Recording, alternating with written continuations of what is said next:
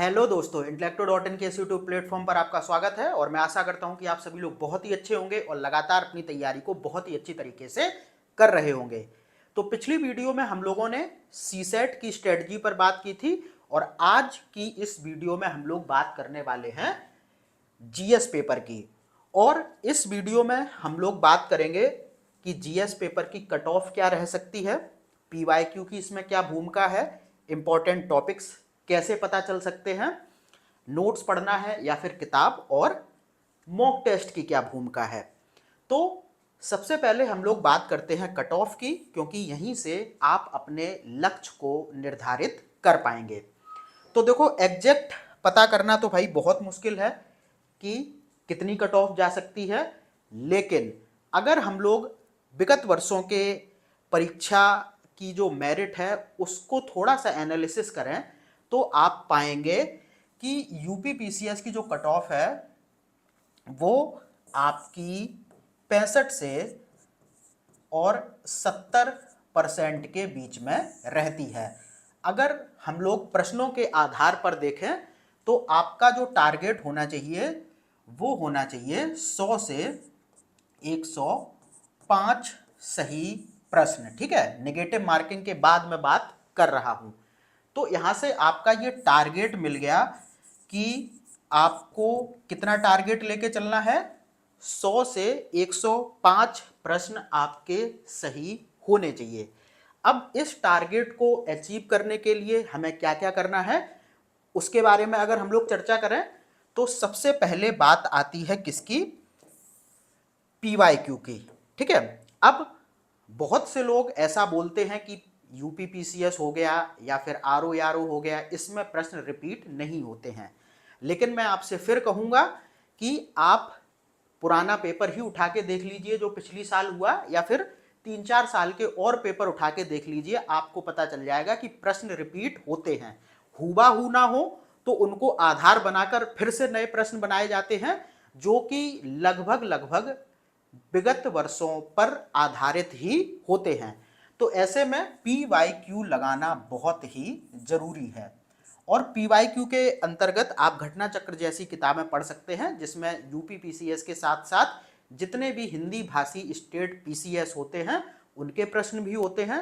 साथ साथ UP PCS के द्वारा अन्य जो परीक्षाएं आयोजित कराई जाती हैं, जैसे कि आप देखेंगे आरओ हो गया, बीईओ हो गया, तो इनके प्रश्न भी यहाँ पर घटना चक्र में शामिल होते हैं। तो आप पीवाईक्यू के लिए उसको लगा सकते हैं, ताकि अगर प्रीवियस ईयर के आधार पर या फिर उन फैक्ट्स के आधार पर कोई क्वेश्चन बनता है तो आप उसको कर पाए।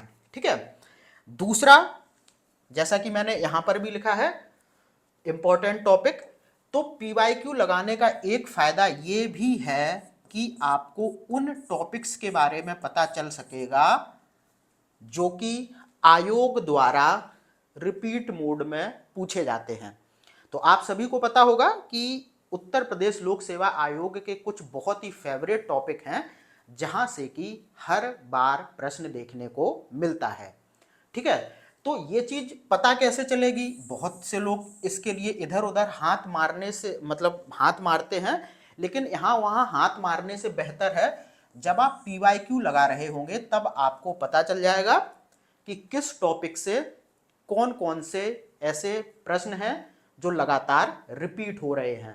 ठीक है, जैसे अगर मैं आपको कुछ उदाहरण स्वरूप बात करूं तो आप देखेंगे कि जैसे पाषाणकालीन स्थल है, हड़प्पाई स्थल हैं, ज्वालामुखी हैं, जलधाराएं हैं।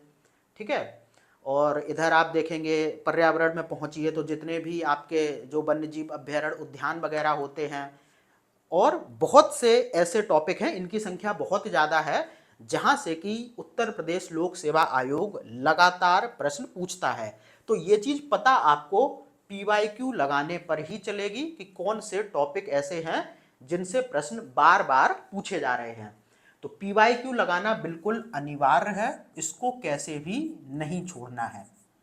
ठीक है, और पीवाईक्यू में मैंने आपको बता ही दिया है कि सिर्फ यूपी पीसीएस के नहीं बल्कि हिंदी भाषी स्टेट पीसीएस के भी लगा लीजिए, और जो आरओ और जो बीईओ की जो परीक्षाएं होती हैं उनके भी लगा लीजिए। ठीक है, आजकल आप देखेंगे मार्केट में बहुत सी किताबें हैं जिनमें सभी चीज़ें टॉपिक वाइज दी जाती हैं। PYQ लगाने से इंपॉर्टेंट टॉपिक्स का पता चल जाएगा। और तीसरी बात जो मैंने यहां पर लिखी है वो है नोट्स की। ठीक है, अब यहां पर एक मुद्दा ये उठता है कि किताब पढ़ें या फिर नोट्स। तो देखो, अभी इतना कम समय बचा हुआ है कि ऐसे में भारी भरकम किताबें पढ़ने का कोई भी औचित्य नहीं है। आपको चाहिए या तो आप अपने बने हुए कुछ सटीक नोट्स हों उनका अध्ययन करें, या फिर किसी अनुभवी के नोट्स आपको मिल रहे हो तो आप उनका अध्ययन कर सकते हैं। और किताबें पढ़ने का एक मतलब ड्रॉबैक इस समय पर यह भी है कि किताबों में कोई भी चीज बहुत सटीक तरीके से नहीं दी गई होती है, उनमें चीजों को बहुत मतलब लेंदी कवर किया गया होता है। कोई भी टॉपिक होगा उसके बारे में सब कुछ लिखा होगा, ठीक है। लेकिन नोट्स में क्या होता है, नोट्स में उतना ही लिखा होगा जो कि आपकी परीक्षा के लिए महत्वपूर्ण है। तो नोट्स पढ़ें, किताबों को इस समय पर आप थोड़ा सा साइड में रख दें, ठीक है। बाद बाकी किताबें होती हैं कॉन्सेप्ट के लिए, तो आप एक बहुत लंबे समय से तैयारी कर रहे हैं, तो मतलब मुझे पूरी आशा है कि आपने किताबें तो पढ़ी ही होगी और कॉन्सेप्ट को बहुत अच्छे से समझ लिया होगा। अब बात होती है कि अंतिम समय में हम सभी तथ्यों पर बहुत मजबूत पकड़ बना लें, क्योंकि आज भी PCS एग्जाम में तथ्य ही पूछे जाते हैं। बस क्वेश्चन का पैटर्न जरूर ऐसा हो सकता है कि थोड़ा सा आपको बहुत कंफ्यूज करने वाला दिखे, लेकिन पूछा उसमें फैक्ट ही जाएगा, ठीक है। ऐसा बिल्कुल नहीं है कि जो लोग बोलते हैं कि UPSC और UPPCS का पेपर लगभग एक जैसा होता है, तो ऐसा नहीं होता है। UPSC आज भी अपनी परीक्षाओं में कोर कॉन्सेप्ट पर बात करता है, लेकिन PCS जो परीक्षा है वो आज भी फैक्ट को लेकर आगे बढ़ती है। और क्वेश्चन का पैटर्न कितना भी टफ कर ले, लेकिन बात उसमें फैक्ट की ही की जाएगी। तो ऐसे में जरूरी है कि आप अपने सटीक नोट्स के माध्यम से सभी फैक्ट्स पर मजबूत पकड़ बनाएं, ठीक है। किताबों को साइड में रख दें। कॉन्सेप्ट जितना समझना था, अब उसकी जो है मतलब जितना समझना था वो आपने समझ लिया, लेकिन अब किताबों की ज़रूरत आपको नहीं है। जो भी 35 दिन शेष हैं, सटीक नोट्स पढ़ें। और उसके बाद जितनी भी पढ़ाई आपने इस परीक्षा के लिए की है उसका मूल्यांकन कैसे हो, तो उसके लिए जरूरी है कि आप लगाएं मॉक टेस्ट, ठीक है। बहुत से लोग क्या होता है कि मॉक टेस्ट लगाने से कतराते हैं, क्योंकि उनके जैसे ही मॉक टेस्ट में कम नंबर आना स्टार्ट हुए वो डिमोटिवेट हो जाते हैं और उन्हें ऐसा लगता है कि हम तो इस परीक्षा से पहले ही बाहर हो गए। लेकिन इतना डिमोटिवेट होने की ज़रूरत नहीं है। बहुत से आप टॉपर्स को देखेंगे या उनको सुनेंगे तो वो भी काफ़ी बार बोलते हैं कि मॉक टेस्ट में उनके उतने नंबर नहीं आते थे, लेकिन जब उन्होंने सीधी परीक्षा दी तो वहाँ पर वो मेरिट को क्वालिफाई कर गए, ठीक है। तो मॉक टेस्ट लगाना इसलिए ज़रूरी होता है कि एक तो आपने जो भी पढ़ाई की है उसका आउटपुट क्या निकल के आया। ऐसा ना हो कि आप सिर्फ पढ़ते रहें और बाद में जब आप मॉक टेस्ट लगाने बैठें तो आपको 2 क्वेश्चन ना आ रहे हो उस टॉपिक से, तो आपकी पढ़ाई का फिर तो कोई फायदा है नहीं, ठीक है।